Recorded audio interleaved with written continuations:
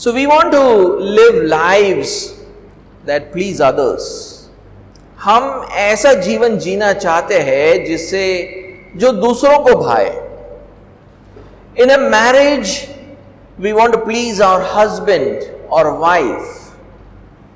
वैवाहिक जीवन में इस तरह हम जीना चाहते हैं कि हम हमारे पति या पत्नी को भाए. In a job, we want to please our boss. नौकरी इस तरह करना चाहते हैं कि हमारा मालिक हमारे मालिक को भाए. As citizens, we want to please the authorities. नागरिक ऐसा बनना चाहते हैं जिससे अधिकारी को भाए.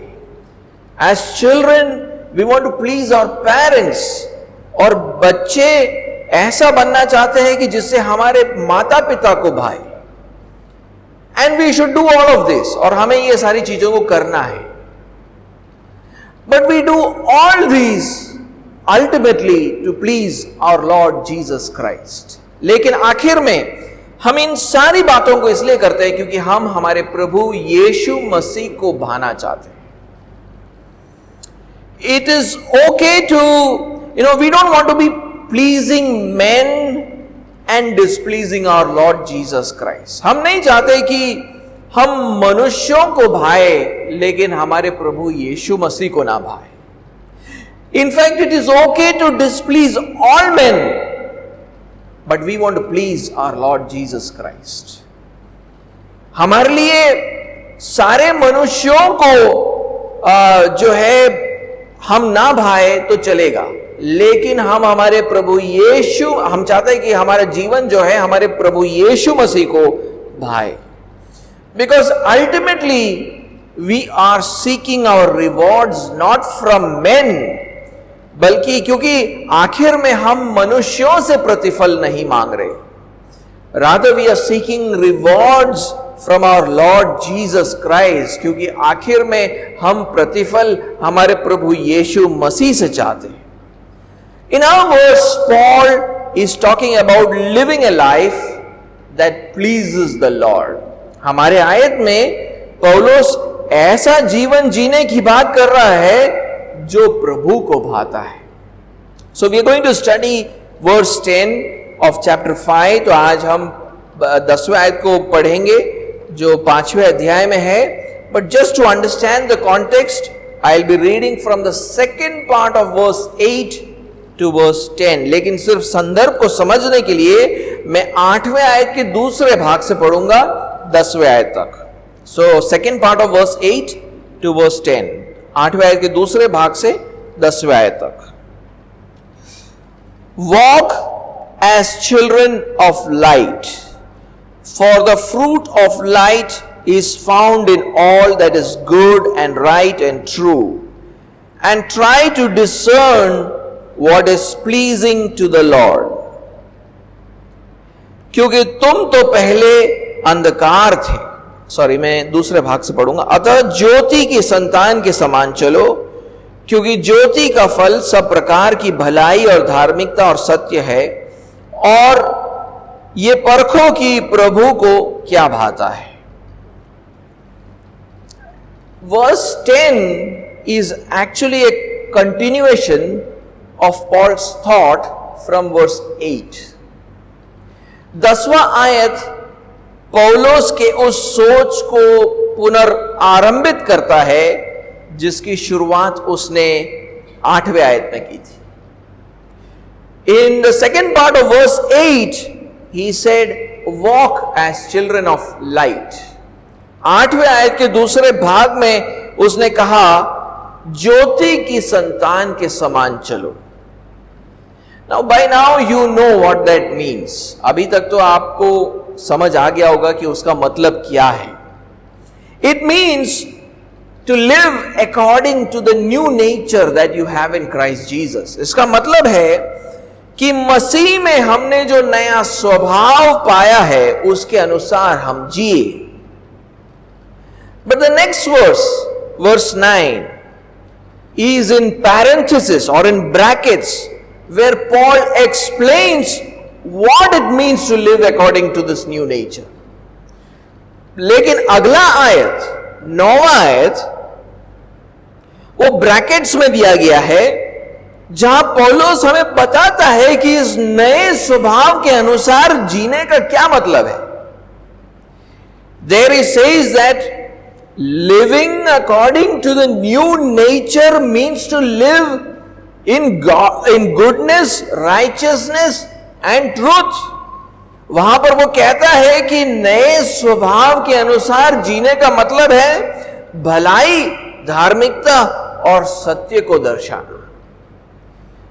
Goodness meaning we need to meet other people's needs. भलाई का मतलब है हमें दूसरों की जरूरतों को पूरा करना है। Righteousness means we need to be obedient to sound Christian teaching.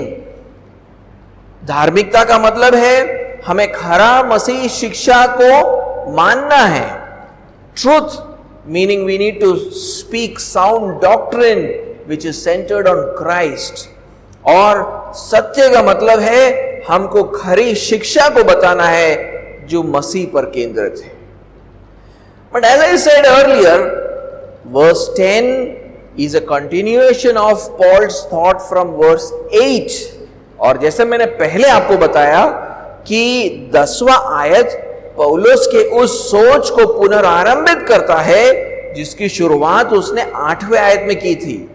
In the second part of verse 8, 8वें आयत के दूसरे भाग में उसने कहा, he said walk as children of light. वो कहता है कि ज्योति की संतान के समान चलो। In other words, live according to your new nature in Christ. दूसरे शब्दों में मसीह में हमारे नए स्वभाव के अनुसार चलो। Now in verse 10 he tells us what happens when we walk or live like that. और अब 10वें आयत में वो कहता है कि क्या होता है जब हम ऐसे जीते हैं। It says, now this is my translation और ये मेरा अनुवाद है जिसको मैं इस तरह में रख रहा हूं। It says proving, in fact there are other translations which agree with me. It says proving what is pleasing to the Lord. वो कहता है 10वां आयत, ये प्रमाणित करते हुए कि प्रभु को क्या भाता है। Most English translations say trying to learn or trying to find out or trying to discern what is pleasing to the Lord. ज्यादातर इंग्लिश अनुवाद कहते हैं सीखने का प्रयास करो अथवा पता लगाने का प्रयास करो या अथवा पहचानने का प्रयास करो कि प्रभु को क्या भाता है। या जैसे हिंदी अनुवाद में लिखा गया है, ये परखो कि प्रभु को क्या भाता है। But I prefer how the King James Version puts it. लेकिन King James Version का जो अनुवाद है मैं उसके अनुसार मैं जा रहा हूं। It says proving what is pleasing to the Lord. वो कहता है कि ये प्रमाणित करते हुए कि प्रभु को क्या भाता है। Why? क्यों? Because it correctly reflects the Greek grammar, क्योंकि ये यूनानी भाषा के व्याकरण को सही से प्रस्तुत करता है। Paul is saying that when you walk as children of light, you are proving or showing what is pleasing to the Lord. पौलुस ये कह रहा है कि जब आप ज्योति की संतान के समान चलते हो तब आप ये प्रमाणित करते हो कि प्रभु को क्या भाता है। So my first point today, आज का जो पहला पॉइंट है, it's a slightly longer point, so you will have to note it down pretty fast. आज का जो पहला बिंदु है थोड़ा लंबा है, उसलिए आपको जल्दी से लिखना पड़ेगा। It is the Lord's will that you walk as children of light, because it brings glory to the Father. It is the Lord's will that you walk as children of light, because it brings glory to the Father. ये प्रभु की इच्छा है कि आप ज्योति की संतान के समान चलो, क्योंकि ऐसा करने से पिता की महिमा होती है। I'll repeat that again. ये प्रभु की इच्छा है कि आप ज्योति की संतान के समान चलो, क्योंकि ऐसा करने से पिता की महिमा होती है. Our verse talks about pleasing the Lord. हमारा जो वचन है प्रभु को भाने की बात करता है. When is someone pleased? अब किसी को कोई बात कब भाती है? When his will is done, जब उसके इच्छा को पूरा किया जाता है. When our will is done, we are pleased. हमारी जब इच्छा पूरी होती है तो हमको भाता है. Now I get this connection from Hebrews chapter 13 and verse 21. अब मुझे ये जो कनेक्शन है वो इब्रानियों के 13वें अध्याय उसके 21वें आयत से मिलता है. Let's read that. Hebrews chapter 13 and verse 21. इब्रानियों का 13वां अध्याय और उसका 21वां आयत. So this is what it says. It says, God will equip you with everything good that you may do His will, working in us that which is pleasing in His sight, through Jesus Christ, to whom be glory forever and ever. Amen. तुम्हें हर एक भली बात में सिद्ध करे, यानी परमेश्वर तुम्हें हर एक भली बात में सिद्ध करे, जिससे तुम उसकी इच्छा पूरी करो, और जो कुछ उसको भाता है उसे यीशु मसीह के द्वारा हम में उत्पन्न करे. उसी की महिमा युगानुयुग होती रहे. आमीन. So here the author says that God will equip us with every good thing to do His will. यहां पर लेखक यह कहता है कि परमेश्वर हमें हर भली बात में सिद्ध करेगा ताकि हम उसकी इच्छा को पूरी करें. And when we do His will, it is pleasing in His sight. और जब हम उसकी इच्छा को पूरी करते हैं तो वो उसको भाता है. This word pleasing is actually the same word which is used in our verse also. और यहां पर ये जो भाना शब्द इस्तेमाल किया गया है, ये वही शब्द है जिसका प्रयोग हमारे आयत में भी हुआ है. In our verse, Paul is saying that when we walk as children of light, we are proving or showing what pleases the Lord. हमारे आयत में पौलुस कहता है कि जब हम ज्योति की संतान के समान चलते हैं तो हम ये प्रमाणित करते हैं कि प्रभु को क्या भाता है. But why is our Lord Jesus Christ pleased when we walk as children of light? लेकिन हमारे ज्योति के संतानों के समान चलने से प्रभु यीशु मसीह को ये क्यों भाता है? Because when we walk as children of light, we are doing His will. क्योंकि जब हम ज्योति की संतान की समान चलते हैं, हम उसकी इच्छा को पूरी कर रहे हैं. So when we walk as children of light, walking as children of light is the will of our Lord Jesus Christ, and when we walk like that, we are pleasing our Lord Jesus Christ. तो प्रभु यीशु मसीह की इच्छा यह है कि हम ज्योति की संतान के समान चले, और जब हम ऐसा चलते हैं तो हम हमारे प्रभु यीशु मसीह को भाते हैं. But why is it His will that we walk as children of light? लेकिन उसकी ये इच्छा क्यों है कि हम ज्योति की संतान के समान चले? Why is it His will that we walk as a new person with a new nature? उसकी ये इच्छा क्यों है कि हम नए मनुष्य जैसी चाल चले, नए स्वभाव के अनुसार? Is there a deeper reason behind it? क्या इसके पीछे और भी कोई गहरा कारण है? The answer is that because it brings glory to God our Father. क्योंकि उत्तर यह है कि ऐसा करने से परमेश्वर पिता की महिमा होती है. Our new nature actually reflects the nature of God our Father. And that is why we are by nature called children of light. हमारा नया स्वभाव परमेश्वर पिता के स्वभाव को दर्शाता है, इसलिए हम स्वभाव से ज्योति की संतान कहे जाते हैं. And those who witness our lives give glory to the Father.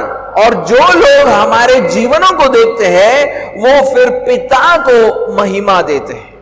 So we have a new nature which is the nature of our Father, and when we act according to this new nature, people who watch it do not give praise to us but they give praise to the Father. तो हमारा जो नया स्वभाव है वो परमेश्वर पिता का स्वभाव है, और हम जब इस स्वभाव के अनुसार कार्य करते हैं तो जो लोग हमें देखते हैं वो हमारे स्वभाव को देखकर हमारी प्रशंसा नहीं करते बल्कि परमेश्वर पिता की प्रशंसा करते हैं. And that is what Jesus wants in our life. और यीशु मसीह यही हमारे जीवन से चाहता है. He wants that we live such lives that the Father is glorified. वो चाहता है कि हम ऐसे जीवन जिए जिससे परमेश्वर पिता की महिमा हो. See what Jesus told his disciples in Matthew chapter 5 and verse 16. देखिए यीशु मसीह ने अपने चेलों से क्या कहा मत्ती के 5वें अध्याय और उसके 16वें आयत में. Matthew chapter 5 and verse 16.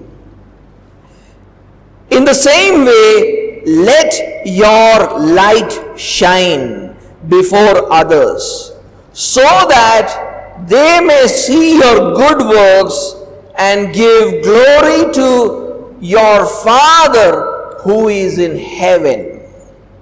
16वां आयत कहता है उसी प्रकार तुम्हारा उजियाला, या वहां पर शब्द है ज्योति, उसी प्रकार तुम्हारे ज्योति मनुष्यों के सामने चमके कि वे तुम्हारे भले कामों को देखकर तुम्हारे पिता की जो स्वर्ग में है महिमा करे या बढ़ाई करे. This is the will of our Lord Jesus Christ. हमारे प्रभु यीशु मसीह की इच्छा यह है.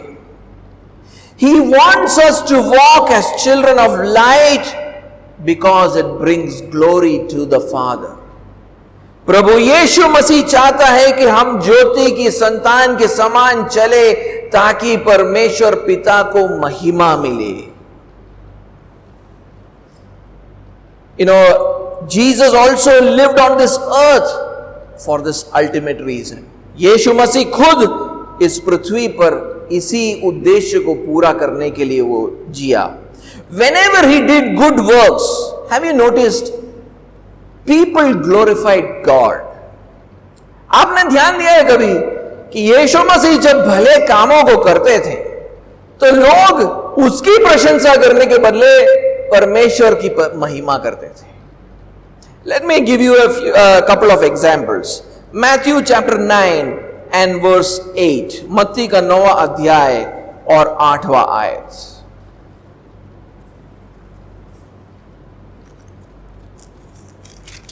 मत्ती 9वां अध्याय 8वां आयत. Matthew chapter 9 and verse 8. It says, when the crowd saw it, they were afraid and they glorified God who had given such authority to men. यहां लिखा है लोग यह देखकर डर गए और परमेश्वर की महिमा करने लगे जिसने मनुष्यों को ऐसा अधिकार दिया है. And so here Jesus is healing a paralytic man. यहां पर यीशु मसीह एक लकवाग्रस्त व्यक्ति को चंगाई देता है. And when he heals him, the crowds glorify God. और जब वो उसको चंगाई देता है तो भीड़ परमेश्वर को महिमा देता है. उसको महिमा देता है ऐसा नहीं लिखा है. It's not written that they began to glorify Jesus. They say people began to glorify God. वो लोग परमेश्वर को महिमा देने लगे. Take another example. Matthew chapter 15 and verse 31. मत्ती का 15वां अध्याय और 31वां आयत. 15वां अध्याय 31वां आयत, Matthew chapter 15 and verse 31. So that the crowd wondered when they saw the mute speaking, the crippled healthy, the lame walking, and the blind seeing, and they glorified the God of Israel. लिखा है, जब लोगों ने देखा कि गूंगे बोलते और टुंडे चंगे होते और लंगड़े चलते और अंधे देखते हैं, तो अचंबा करके इज़राइल के परमेश्वर की बढ़ाई की. When Jesus healed the mute, the crippled, the lame and the blind, the crowd glorified God. जब यीशु मसीह ने गूंगे और टुंडे और लंगड़े और अंधों को चंगाई दी, तो वहां पर खड़ी भीड़ ने परमेश्वर की महिमा की. So, how do you know if you are walking according to the will of our Lord Jesus Christ? आपको कैसे पता है कि आप प्रभु यीशु मसीह की इच्छा के अनुसार चल रहे हो? We might think that when others are praising us, we must be walking according to the will of our Lord Jesus Christ. हम ये सोच सकते हैं कि जब दूसरे लोग हमारी बढ़ाई करते हैं, तो शायद हम प्रभु यीशु मसीह के इच्छा के अनुसार चल रहे हैं. But that is wrong. लेकिन ये गलत है. People praise us when they see mere human accomplishments. लोग हमारी बढ़ाई तब करते हैं जब वे केवल एक मानवीय प्राप्तियों को देखते हैं. But people praise God when they see God's accomplishments in your life. लेकिन लोग परमेश्वर की महिमा करते हैं जब वे हमारे जीवन के द्वारा परमेश्वर के प्राप्तियों को देखते हैं. When they see our works, they realize that our works are from God. जब वो हमारे कार्यों को देखते हैं तो वो ये समझ जाते हैं कि हमारे कार्य परमेश्वर से आने वाले कार्य हैं, परमेश्वर की ओर से है. Therefore they praise God. इसलिए वो परमेश्वर को महिमा देते हैं. This happens because God has made you into a new person with a new nature. ये इसलिए होता है क्योंकि परमेश्वर ने आपको एक नया मनुष्य बनाया है, एक नया स्वभाव से. आपका स्वभाव जो है उसका स्वभाव है. Your nature is His nature. You reflect His goodness, His righteousness, His truth. आप उसके भलाई, उसकी धार्मिकता और उसके सत्य को दर्शाते हो. When this happens, people look at it and praise God. और जब लोग इसे देखते हैं तो वो लोग परमेश्वर की महिमा करने लगते हैं क्योंकि इसके अंदर वो परमेश्वर के कार्य को देखते हैं. When this happens, you can say that you are walking according to the will of the Lord Jesus. जब ऐसा होता है तब आप बोल सकते हो कि आप प्रभु यीशु मसीह की इच्छा के अनुसार चल रहे हो. लोग आपकी प्रशंसा नहीं, लोग परमेश्वर की प्रशंसा करनी चाहिए आपके कार्यों को देखकर. People should not be praising you for your works. People should be praising God for your works. That's when you know that you're walking according to the will of the Lord Jesus. तब आप बोल सकते हो कि आप प्रभु यीशु मसीह की इच्छा के अनुसार चल रहे हो. For example, you're constantly meeting people's needs. You are obedient to sound Christian teaching. You are speaking sound doctrine which is centered on Christ Jesus. But people around you don't praise you. उदाहरण के रूप में आप लगातार दूसरों की जरूरतों को पूरा कर रहे हो. आप खरे मसीह शिक्षा को मान रहे हो और खरी शिक्षा जो मसीह पर केंद्रित है उसको दूसरों को बता रहे हो. लेकिन फिर भी आपके चारों ओर लोग आपकी प्रशंसा नहीं कर रहे. But you see that people are appreciating God. लेकिन आप देख रहे हो कि आपके चारों ओर के लोग परमेश्वर की प्रशंसा कर रहे हैं, बढ़ाई कर रहे हैं, देन डोंट बी सैड, तो आप निराश ना होना। Know that you are walking according to the will of the Lord Jesus. फिर जान लो कि आप प्रभु यीशु मसीह के इच्छा के अनुसार आपके जीवन को जी रहे हो। Because your life is bringing glory to God, क्योंकि आपका जीवन से परमेश्वर की महिमा हो रही है। In fact, you need to be sad when people are all the time praising you और गिविंग यू द क्रेडिट। बल्कि आपको निराश तब होना है जब सारे लोग आपकी बड़ाई कर रहे हैं, आपकी प्रशंसा कर रहे हैं, सारा श्रेय आपको दे रहे हैं, तो आपको दुखी होने की जरूरत है।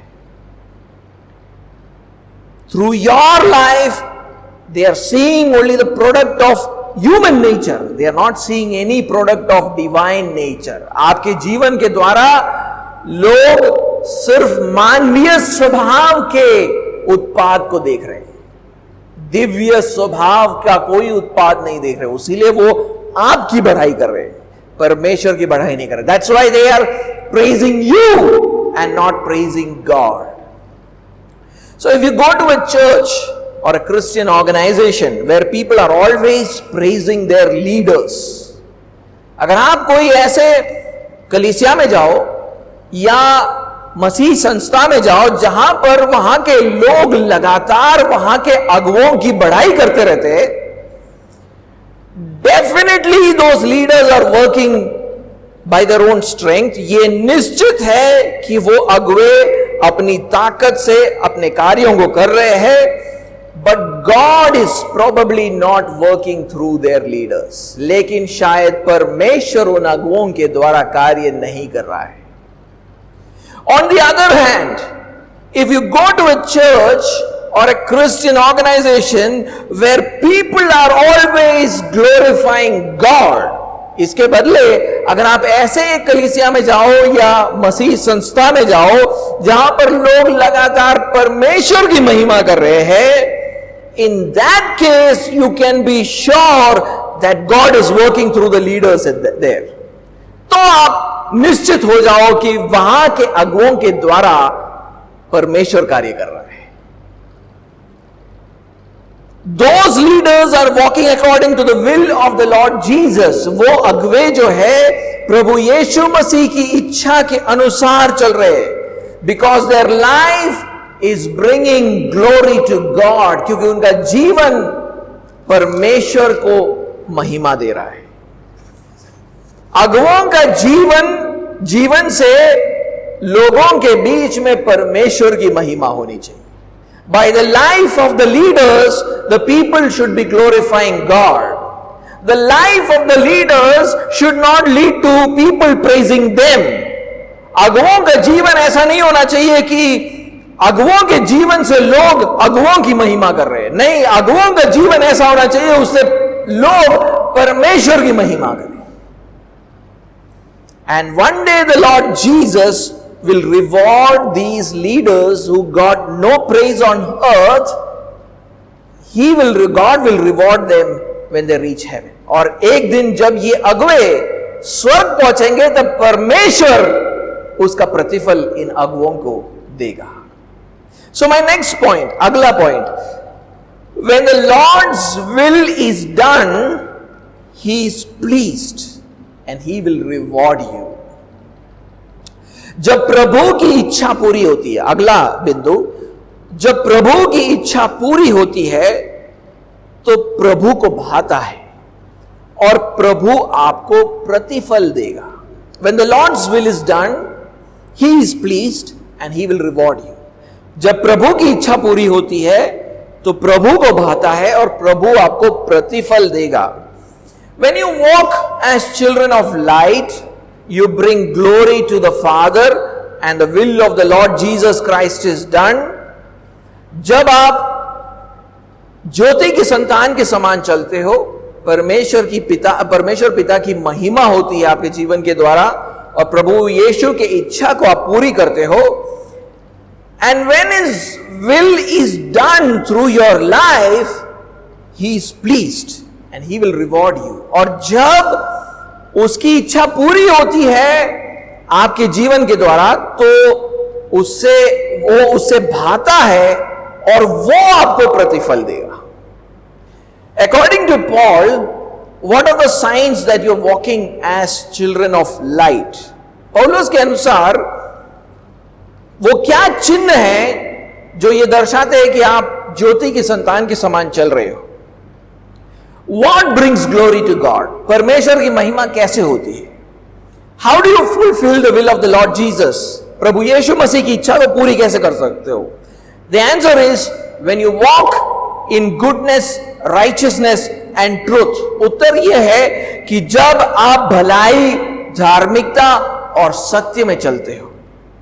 When you are meeting other people's needs, when you are obeying sound Christian teaching, when you are speaking sound Christian doctrine which is centered on Christ Jesus. जब आप दूसरे लोगों की जरूरतों को पूरा कर रहे हो, जब आप खरा मसीह शिक्षा को मान रहे हो और जब आप खरा शिक्षा को बोलते हो जो मसीह पर केंद्रित है.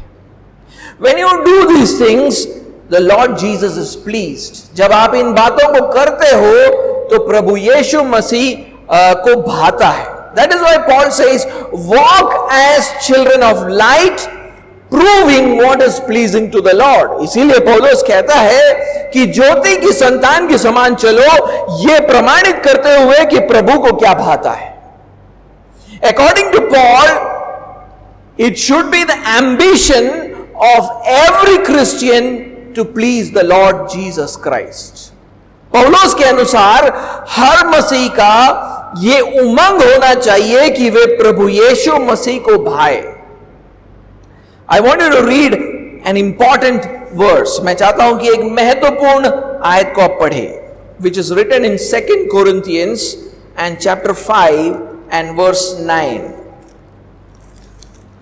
दूसरा कुरिन्थियों का 5वां अध्याय 9वां आयत. 2 Corinthians chapter 5 verse 9. So whether we are at home or away, we make it our aim to please Him. इस कारण हमारे मन की उमंग यह है कि चाहे साथ रहे चाहे अलग रहे, पर हम उसे भाते रहे. Home, that word home there, he is talking about being at home in the body, in the sense that he is talking about being in this life. यहां पर जो शब्द लिखा है साथ रहे, तो साथ रहे का मतलब है कि वो अपने शारीरिक शरीर में साथ रहने की बात कर रहा है, वो इस जीवन की बात कर रहा है. And absent means being absent from the body after you die. और अलग रहने का मतलब है शरीर से अलग हो जाना मृत्यु के बाद. In both those conditions, इन दोनों ही अवस्थाओं में, the goal of the Christian is to please the Lord Jesus Christ. इन दोनों ही अवस्थाओं में एक मसीह का उद्देश्य यह होता है कि वो प्रभु यीशु मसीह को भाए. So whether we are in this body, in this life, it is my goal to please the Lord Jesus Christ. Whether I leave this body and go to heaven, my goal is to please the Lord Jesus Christ. मेरा जो उद्देश्य है, अगर मैं इस देह में हूं, इस शरीर में हूं, तो मेरा उद्देश्य है कि मैं प्रभु यीशु मसीह को भाऊं. और अगर मैं ये शरीर को छोड़ दूं और स्वर्ग में जाऊं, तो वहां पर भी मेरा उद्देश्य यह है कि मैं प्रभु यीशु मसीह को भाऊं. Of course, we will please the Lord when we are absent from the body, because our soul gets perfected in heaven. शरीर से अलग होकर हम बिल्कुल प्रभु को भाएंगे, क्योंकि तब हमारा प्राण स्वर्ग में सिद्ध होगा. But while living in this corrupted, dying body, also we must please the Lord. लेकिन इस भ्रष्ट मरते शरीर में रहते हुए भी हमारे जीवन प्रभु यीशु मसीह को भाना चाहिए. Why? क्यों? read the next verse. Read verse 10. 10वें आयत को पढ़े. For we must all appear before the judgment seat of Christ, so that each one may receive what is due for what he has done in the body, whether good or evil.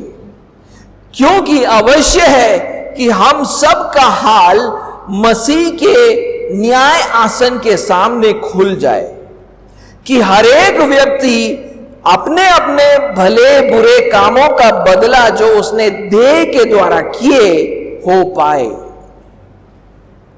So because eventually we will all have to stand before the judgment seat of Christ, and we will be rewarded by him according to how we lived in this life, in this body. क्योंकि आखिर में हम सबको मसीह के न्याय आसन के सामने खड़ा होना होगा, और हमने कैसा जीवन जिया इस शरीर में उसके आधार पर वो हमें प्रतिफल देगा. Our rewards will be based on how much we please the Lord Jesus Christ in this life, in this body. हमारा प्रतिफल इस बात पर आधारित है कि हमने इस जीवन में, इस शरीर में जो भी किया है वो प्रभु यीशु मसीह को कितना भाया है. He will judge how we walked as children of light. वो न्याय करेगा कि हम ज्योति की संतानों के समान कैसे चले.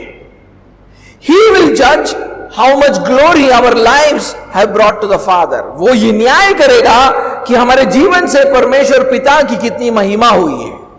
He will judge how much of our lives was lived according to His will. वो न्याय करेगा कि हम कितना उसके इच्छा के अनुसार जिए हैं.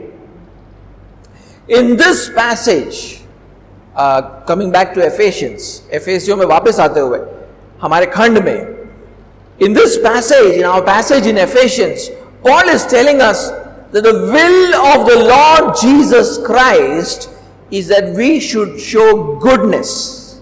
In other words, meet other people's needs.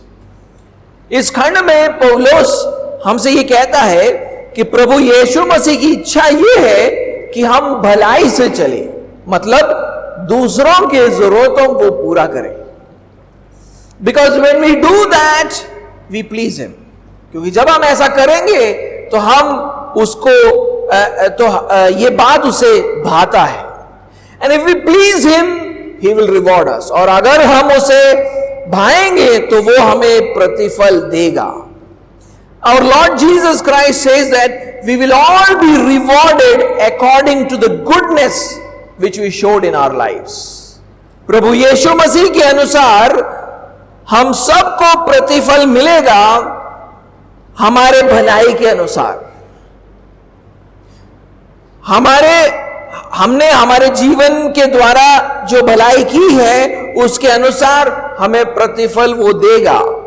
He expresses this through a parable in Luke chapter 19, और वो इस बात को लूका के 19वें अध्याय के द्वारा व्यक्त करता है. Let us read Luke chapter 19. Luke chapter 19, लूका का 19वां अध्याय, and let's read from verse 12 to 26. 12वें आयत से 26वें आयत तक पढ़े. And so I am going to read this quickly, and we are going to focus on verse 17. हम 17वें आयत पर खास ध्यान देंगे.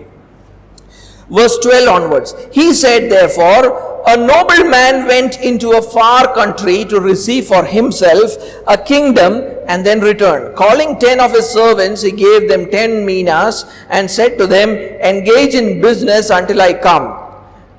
But the citizens hated him and sent a delegation after him, saying, we do not want this man to reign over us. When he returned, having received the kingdom, he ordered these servants to whom he had given the money to be called to him, that he might know what they had gained by doing business. The first came before him saying, Lord, your mina has made 10 minas more. And he said to him, well done, good. That's the word for used also for goodness. Okay, that's the same root word, goodness, good, do good to others. And he says, well done, good servant, because you have been faithful in a very little, you shall have authority over 10 cities. And the second came saying, Lord, your mina has made 5 minas. And he said to him, and you are to be over 5 cities. Then another came saying, Lord, here is your mina, which I kept laid away in a handkerchief, for I was afraid of you, because you are a severe man. You take what you did not deposit and reap what you did not sow. He said to him, I will condemn you with your own words, you wicked servant. You knew that I was a severe man, taking what I did not deposit and reaping what I did not sow. Why then did you not put my money in the bank, and at my coming I might have collected it with interest? And he said to those who stood by, take the mina from him and give it to the one who has the 10 minas. And they said to him, Lord, he has 10 minas. I tell you that to everyone who has, more will be given. But from the one who has not, even what he has will be taken away. 12वीं आयत से पढ़ूंगा। अतः उसने कहा, एक धनी मनुष्य दूर देश को चला ताकि राजपद पाकर लौट आए। उसने अपने दासों में से 10 को बुलाकर उन्हें 10 मोहरें दी और उनसे कहा, मेरे लौट आने तक लेन देन करना। परंतु उसने नगर के रहने वाले उससे बैर रखते थे और उसके पीछे दूतों के द्वारा कहला भेजा, हम नहीं चाहते कि ये हम पर राज्य करे। जब वह राजपद पाकर लौटा तो ऐसा हुआ कि उसने अपने दासों को जिन्हें रोकड़ दी थी अपने पास बुलवाया ताकि मालूम करे कि उन्होंने लेन देन से क्या क्या कमाया। तब पहले ने आकर कहा, हे स्वामी, तेरी मोहर से 10 और मोहरें कमाई है। उसने उससे कहा, ध्यान दीजिए, धन्य है उत्तम, या एक्चुअली वर्ड होना चाहिए भले दास। भले दास ये वही शब्द है जो भलाई के लिए इस्तेमाल किया जाता है। भले दास, तू बहुत ही थोड़े में विश्वास योग्य निकला, अब 10 नगरों पर अधिकार रख। दूसरे ने आकर कहा, हे स्वामी, तेरे मोहर से 5 और मोहरें कमाई है। उसने उससे भी कहा, तू भी 5 नगरों पर हाकिम हो जा। तीसरे ने आकर कहा, हे स्वामी, देख तेरी मोहर यह है जिसे मैंने अंगोछे में बांध रखा था, क्योंकि मैं तुझसे डरता था, इसलिए कि तू कठोर मनुष्य है, जो तूने नहीं रखा उसे उठा लेता है, और जो तूने नहीं बोया उसे काटता है। उसने उससे कहा, हे दुष्ट दास, मैं तेरे ही मुंह से तुझको दोषी ठहराता हूं। तू मुझे जानता था कि कठोर मनुष्य हूं, मैंने ही नहीं रखा उसे उठा लेता, और जो मैंने नहीं बोया उसे काटता हूं। तो तूने मेरे रुपए सराफों के पास क्यों नहीं रख दिए कि मैं आकर ब्याज समेत ले लेता? और जो लोग निकट खड़े थे उसने उनसे कहा, वह मोहर उससे ले लो, और जिसके पास 10 मोहरें हैं उसे दे दो। उन्होंने उससे कहा, हे स्वामी, उसके पास 10 मोहरें तो है। मैं तुमसे कहता हूं कि जिसके पास है उसे दिया जाएगा, और जिसके पास नहीं है उसे वो भी जो उसके पास है ले लिया जाएगा। And so, Lord Jesus Christ, what this means is that the Lord Jesus Christ has given all of us various kinds of resources, spiritual resources and physical resources to meet other people's needs. ये दृष्टांत हमें ये बताता है कि प्रभु यीशु मसीह ने हमको अलग अलग साधन दिए, आत्मिक और शारीरिक साधन, जिसके द्वारा हम दूसरों की मदद कर सकें। For example, ability to teach, उदाहरण के रूप में शिक्षा देने की क्षमता, और एबिलिटी टू लीड या अगुवाई देने की क्षमता, और ability to give to those who are in need, give money to those who are in need, उदाहरण के रूप में दान देने की क्षमता, जिनको आर्थिक जरूरत है उनके आर्थिक जरूरतों को पूरा करने की क्षमता इत्यादि। And we must use these resources for His kingdom, और हमें इन साधनों का इस्तेमाल करना है उसके राज्य के लिए। And the first servant did that faithfully, और ये जो पहला जो दास था उसने इस कार्य को विश्वास योग्यता से किया. That is why is called good slave. इसीलिए वो उसे क्या बुलाता है? भले दास करके बोलता है, क्योंकि तूने भलाई की है. You have done goodness, you showed goodness in verse 17. Similarly each slave received a reward according to his goodness. इसी तरह हर दास ने अपनी भलाई के अनुसार प्रतिफल पाया. Each slave received a reward based on how much he pleased the Lord Jesus Christ. हर दास ने प्रतिफल पाया इस आधार पर कि उसका जीवन यीशु मसीह को कितना भाया. In this passage, Paul is also telling us that the will of the Lord Jesus Christ is that we should show righteousness, obedience to sound Christian teaching. ये खंड में पौलुस हमें यह भी बताता है कि प्रभु यीशु मसीह की इच्छा यह है कि हम धार्मिकता को दर्शाए, अर्थात खरे मसीह शिक्षा को हम माने, उसकी शिक्षा में जो चीजें करने को बोली है उसको हम करें. Because when we do that we please him. जब हम ये करते हैं तो हम उसको भाते हैं. And if we please him he will reward us. और अगर हम उसको भाते हैं तो वो हमें प्रतिफल देगा. Now our Lord Jesus Christ said that we will all be rewarded according to the righteousness we display in our lives. और हमारे प्रभु यीशु मसीह कहता है कि हम सब अपने जीवनों में जितनी धार्मिकता को दर्शाएंगे उसके अनुसार हमें प्रतिफल मिलेगा. I want you to read Matthew chapter 6. मैं चाहता हूं कि आप मत्ती का 6वां अध्याय पढ़ें. Matthew chapter 6 and verse 1. Let's read verse 1. मत्ती का 6वां अध्याय पहला आयत.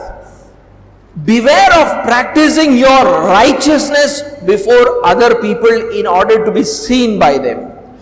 For then you will have no reward from your Father who is in heaven.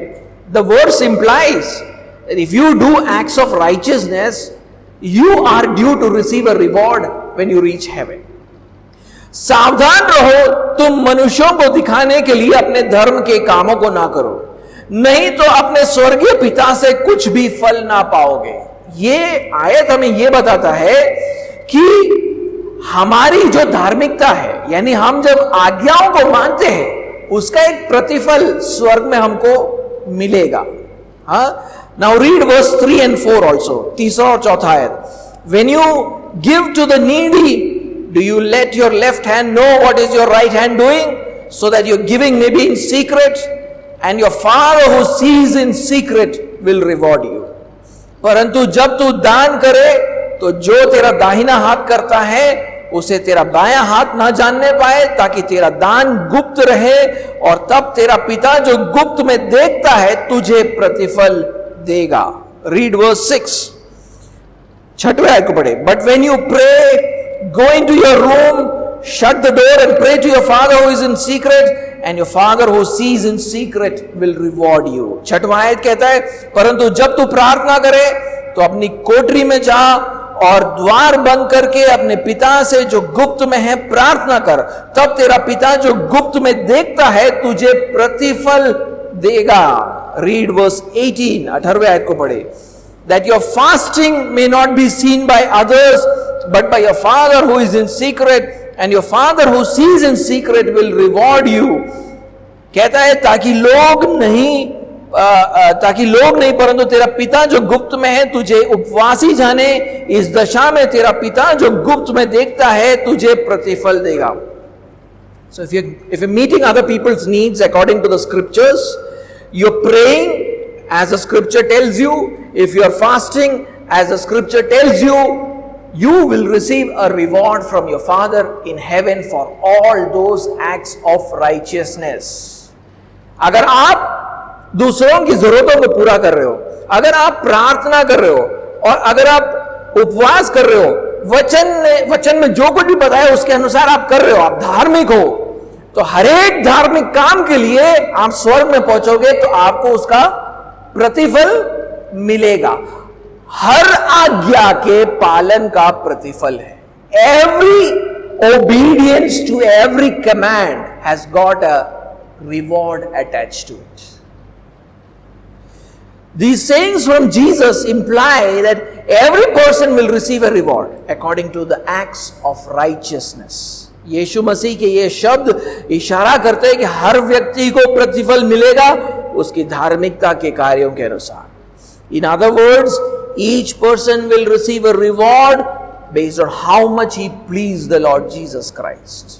दूसरे शब्दों में कहूं तो हर व्यक्ति को प्रतिफल मिलेगा इस आधार पर कि उसने प्रभु यीशु मसीह को कितना भाया वो.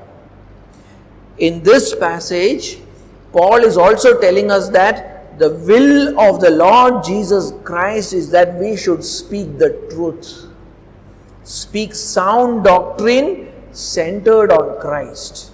इस खंड में पौलुस हमें यह भी बताता है कि प्रभु यीशु मसीह की इच्छा ये कि हम सत्य को बोले, अर्थात खरी शिक्षा को बोले जो मसीह पर केंद्रित है. Because when we do that, we please him. क्योंकि जब ऐसा हम करेंगे तो प्रभु यीशु मसीह उससे वो भाता है. And if we please him, he will reward us. और हम अगर उसको भाए तो वो हमें उसका प्रतिफल देगा. Where do we find this? कहां ऐसा लिखा है? 1 Corinthians chapter 3. 1 Corinthians and chapter 3. And let's read there.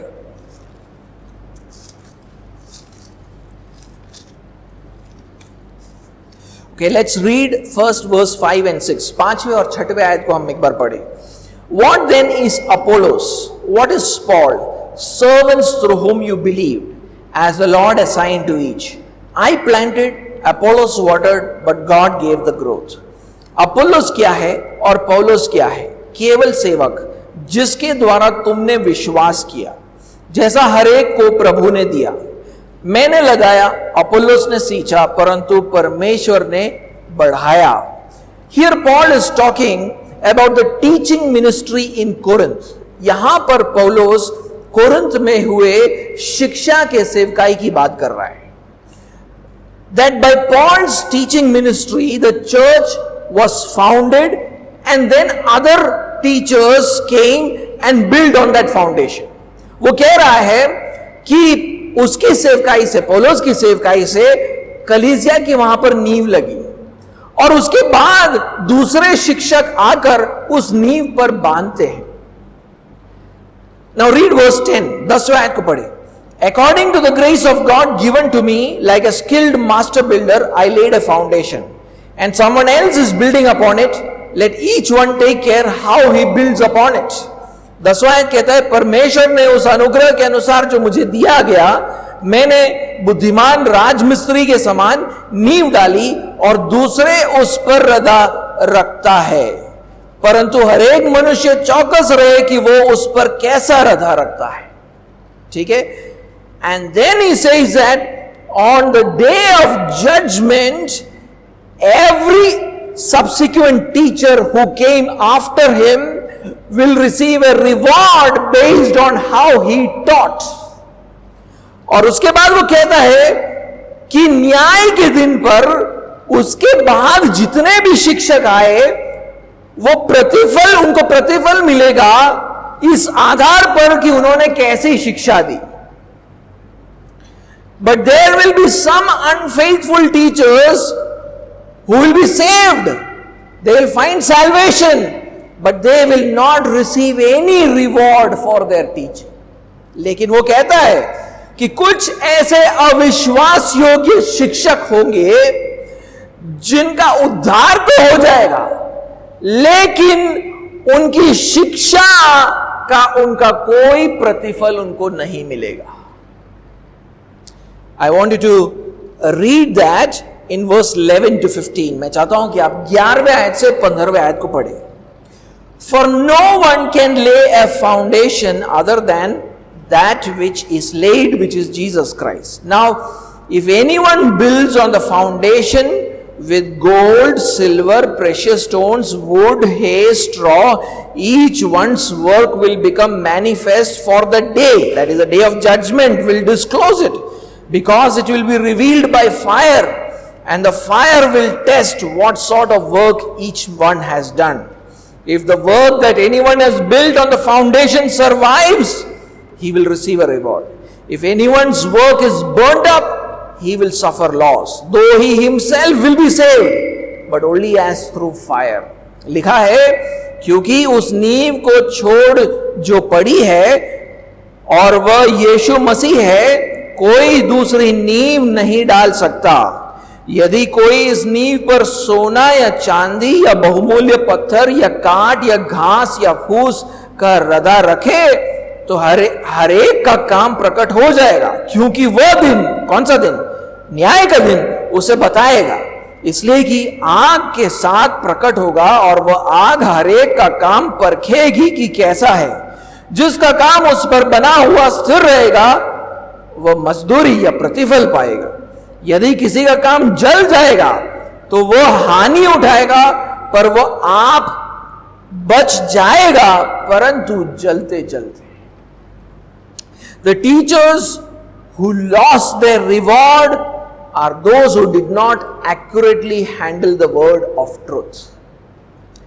जिन शिक्षकों ने अपना प्रतिफल खो दिया, ये वो लोग हैं जिन्होंने सत्य के वचन को ठीक रीति से काम में नहीं लाए। Read Paul's exhortation to Timothy in 2 Timothy chapter 2 and verse 15. पौलुस के शब्दों को सुने जो वो तिमोथियुस से कहता है दूसरे तिमोथियुस के दूसरे अध्याय 15वें आयत में। He says to Timothy, 2 Timothy chapter 2 verse 15, do your best to present yourself to God as one approved, a worker who has no need to be ashamed, rightly handling the word of truth. अपने आप को परमेश्वर का ग्रहण योग्य और ऐसा काम करने वाला ठहराने का प्रयत्न कर जो लज्जित होने ना पाए और जो सत्य के वचन को ठीक रीति से काम में लाता हो। So all these verses show that those who speak, teach sound doctrine based on Christ will receive a reward from the Lord Jesus Christ because they were able to please him with what they taught. ये सारी आयतें इस बात को दर्शाती है कि जो भी मसीह पर केंद्रित खरी शिक्षा देगा वो प्रभु यीशु मसीह से प्रतिफल पाएगा, क्योंकि उनकी शिक्षा प्रभु को भाई। So, watch this.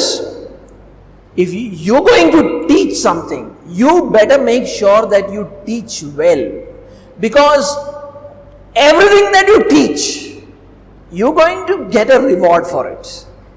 You teach the Bible to your children. You teach the Bible to children in the Sunday school. You teach the Bible to those who come in the church. You're going to get a reward for each teaching because it was done faithfully. आप अपने बच्चों को कभी ना कभी Bible सिखाओगे। आप Sunday school में बच्चों को शिक्षा दोगे, बाइबल की शिक्षा दोगे। आप मसीहों को शिक्षा दोगे, आप बाहर वालों को शिक्षा दोगे। जो भी करो, शिक्षा दो तो ध्यान से दो, अच्छे से दो, क्योंकि हर शिक्षा के लिए आपको प्रतिफल मिलेगा। तो हर शिक्षा को ध्यान से समझ कर देना है। अगर ऐसा जब आप करोगे तो आप उसके लिए प्रतिफल पाओगे। तो शिक्षा दूसरों के ऊपर मत छोड़ दो, शिक्षा आप सीखो और शिक्षा दो, क्योंकि शिक्षा से आपको प्रतिफल पाना है। Don't leave the teaching to others, learn from the scriptures and teach well, there is a reward that is being kept for you in heaven, but make sure that you give good sound doctrine. लेकिन आप ये सुनिश्चित करें कि आप जो भी सिखाए वो खरी शिक्षा। There are some exams in our life which we know we will not fail. हमारे जीवन में ऐसी परीक्षाएं आती है जिसमें हम जानते हैं कि हम विफल नहीं हो सकते। It is just a matter of how we will pass. विषय सिर्फ यह है कि हम कैसे पास होंगे. Will we just pass? Will we get average marks? और will we get a distinction? और will we top the class? सवाल यह है कि क्या आप बस पास हो जाओगे, या एवरेज मार्क लेकर आओगे, या डिस्टिंक्शन मिलेगा, या क्लास में टॉप करोगे. Some students just want to pass, get average marks, even maybe a distinction. कुछ विद्यार्थी कैसे होते हैं, उनको बस पास हो जाना है, या एवरेज मार्क लेकर आना है, या डिस्टिंक्शन भी चलेगा. Such students are not ambitious and they fail to understand how much they stand to lose. ऐसे जो विद्यार्थी है जिनमें कोई उमंग नहीं है, वो ये नहीं जानते कि उनका ऐसा करने से उनको कितना नुकसान हो रहा है. But there are others who want to top their class and they realize how much they stand to gain. और दूसरे ऐसे लोग हैं जो अपनी क्लास में टॉप करना चाहते हैं क्योंकि वो जानते हैं कि ऐसा करने से उनको कितना फायदा होता है. Those who top the class always get better choices in the future. जो लोग अपने क्लास में टॉप करते हैं उनको भविष्य में हमेशा बेहतर विकल्प मिलते हैं. Those better choices impacts the rest of their lives. और वो जो बेहतर विकल्प है वो उनके बाकी के जीवन पर प्रभाव डालता है. But the just pass, average, even the distinction guys will not get the best choices. लेकिन जो लोग सिर्फ पास हो जाते हैं, जो एवरेज करते हैं, जो डिस्टिंक्शन भी ला देते हैं, उनको शायद सबसे अच्छे विकल्प नहीं मिल पाते. They will have to adjust with what is left and that will hamper them for the rest of their lifetime. उनको बाकी जो बचा है उससे काम चलाना पड़ेगा और वो उनके जीवन भर उनके ऊपर प्रभाव डालेगा. Our Christian life is also like an exam which we cannot fail. हमारा मसीही जीवन भी उस परीक्षा के समान है जिसमें हम विफल नहीं हो सकते. Because of our faith in Jesus Christ, we will pass it. We will enter eternal life. यीशु मसीह पर विश्वास करने के द्वारा हम पास होंगे, हम अनंत जीवन में जरूर पहुंचेंगे. But many of us are like less ambitious students. लेकिन हम में से बहुत सारे लोग उन उमंगहीन, बिना उमंग के विद्यार्थियों के समान है. We have faith. We don't care how much we are pleasing the Lord Jesus Christ. विश्वास तो है, लेकिन हमें इस बात की परवाह नहीं है कि हम जीवन में प्रभु यीशु मसीह को कितना भाते हैं. We just want to somehow sail through this life. जैसे तैसे ये जीवन पार कर लेना है. But Christians like Paul want to top the class. लेकिन पौलुस के समान मसीह ऐसे नहीं है. वो क्लास में टॉप करना चाहते हैं.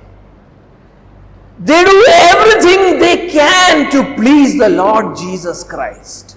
वो प्रभु यीशु मसीह को भाने के लिए जो कुछ कर सकते हैं वो सब कुछ करते हैं. They excel in giving to those who are in need. दूसरों की जरूरतों को पूरा करने में वो श्रेष्ठ है.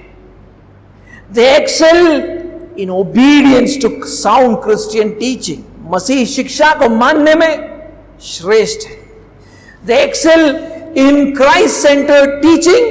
मसीह शिक्षा देने में श्रेष्ठ है. Why? क्यों करते हैं ये?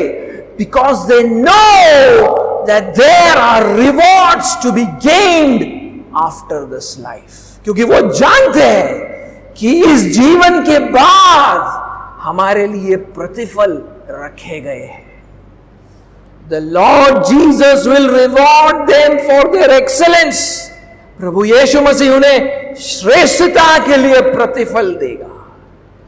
Those rewards will impact their eternity.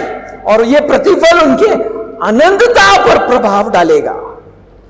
They don't want to lose these rewards. वो ये प्रतिफल खोना नहीं चाहते हैं.